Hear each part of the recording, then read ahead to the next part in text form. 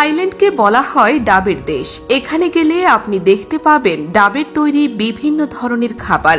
তাই অনেকে আবার একে নারিকেলের স্বর্গরাজ্য বলতেও দ্বিধাবোধ করেন না। কিন্তু শুনলে অবাক হবেন যে সেখানে ডাবগুলো আমাদের দেশের মতো রাস্তার পাশে কিংবা ঝুড়িতে বিক্রি করা হয় না। থাইল্যান্ডের বিশ্ববিখ্যাত সব ডাব বিক্রি হয় সেখানকার বিভিন্ন সুপার শপে, যার প্যাকেজিংও করা হয় আকর্ষণীয়ভাবে। বিভিন্ন ধরনের মোড়কে প্লাস্টিকের প্যাকেটে, এমনকি গিফট ব্যাগের মতো করেও এখানে ডাব বিক্রির বাজার দেখা যায়। আসলে থাইল্যান্ডের ডাব চাষ বেশ বড় একটি এলাকা। পর্যটক থেকে শুরু করে সাধারণ থাইদের কাছেও ডাবের জনপ্রিয়তা অত্যাধিক, যার কারণে ডাব অতিরিক্ত চাষ করে রপ্তানি করতে পারাটা বেশ বড় ধরনের চ্যালেঞ্জ থাই চাষিদের জন্য। বিশেষ করে ডাবগুলো একসাথে সংগ্রহ করা, এমন বাধা কাটিয়ে উঠতেই এক অভিনব পদ্ধতি বের করেন তারা।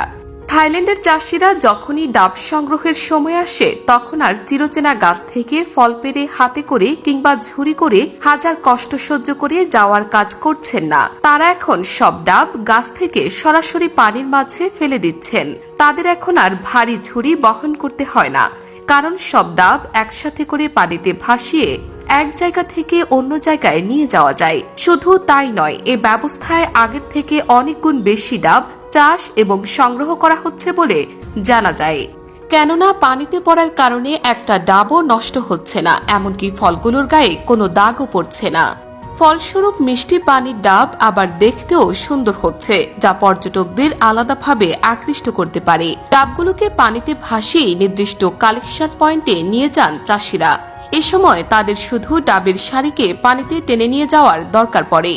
ডাবগুলোকে এভাবে বিভিন্ন ফ্যাক্টরির দিকেও নিয়ে যাওয়া যায়, যেখানে সেগুলোকে সুন্দর করে পরিবেশনের জন্য উপরের সবুজ অংশ তুলে ফেলা হয়ে থাকে। এই সময় কর্মীরা ডাবের বহিরাগত সৌন্দর্যই নিশ্চিত করে থাকেন বেশি। অনেক সময় তারা এই কাজে স্বয়ংক্রিয় মেশিনের সাহায্য নিয়ে থাকেন।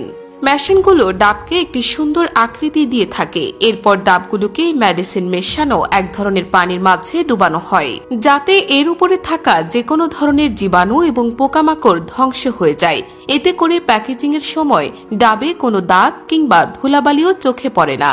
এই অতিরিক্ত ধাপটির পেছনের কারণ হচ্ছে যাতে দেশ বিদেশ থেকে ঘুরতে আসা পর্যটকেরা শুধু দেখেই একটি হলেও ডাব কিনতে এগিয়ে আসেন। ডাব চাষের এবং সংগ্রহের এই নতুন পদ্ধতি শুধু তাদের পরিশ্রমই কমায়নি, আর্থিক সাশ্রয়ও এনে দিয়েছে। সাধারণ যখন নারিকেল গাছগুলোতে সার দেওয়া হয়, তখন সেগুলো পুরো গাছে পৌঁছায় না, যার কারণে প্রচুর সার অপচয় হয়। উল্লেখ্য, পর্যটনের জন্য বিখ্যাত দেশ থাইল্যান্ডে বেড়াতে আসা অনেকেই অভিযোগ করে বলেন এদের ইংরেজি জ্ঞানের খুব অভাব রয়েছে। তবে ভাষার এই সমস্যা থাকলেও পুরো থাইল্যান্ডে আপনি চষে বেড়াতে পারবেন। এখানকার মানুষ বিদেশিতে এতটাই অভ্যস্ত যে আকার ইঙ্গিতে মনের ভাব কোথাও আটকে থাকবে না।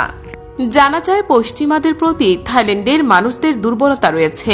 এশিয়ার এই দেশটি কখনো সরাসরি কারো উপনিবেশ ছিল না, বরং থাইল্যান্ডকে উন্মুক্ত বাজার করে দিয়েছিলেন এখানকার রাজারা, যখন কিনা ইউরোপের শিল্প বিপ্লব ঘটে। থাইল্যান্ডের মানুষ যে ইংরেজিতে দুর্বল, এতে তারা গর্ববোধ করেন। যদিও বেশিরভাগ থাইরা জাতি হিসেবে একটু লাজুক প্রকৃতির, তবে বেড়াতে আসলে সুকোমোভিত বা পাতায়ার ওয়াকিং স্ট্রিটে যে থাইল্যান্ডকে দেখা যায়, গভীরে প্রবেশ করলে ততটাই রক্ষণশীলতার দেখা মিলবে। ভিনদেশীদের সহজে নিজেদের আঙিনায় ঢুকতে দেন না তারা, কেননা নিজেদের ঐতিহ্যে তারা আবার পশ্চিমাদের মিশতে দিতে নারাজ।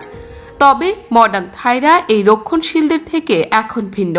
তারা সময়ের সাথে পুরো বিশ্বকেই আপন করে নিচ্ছেন।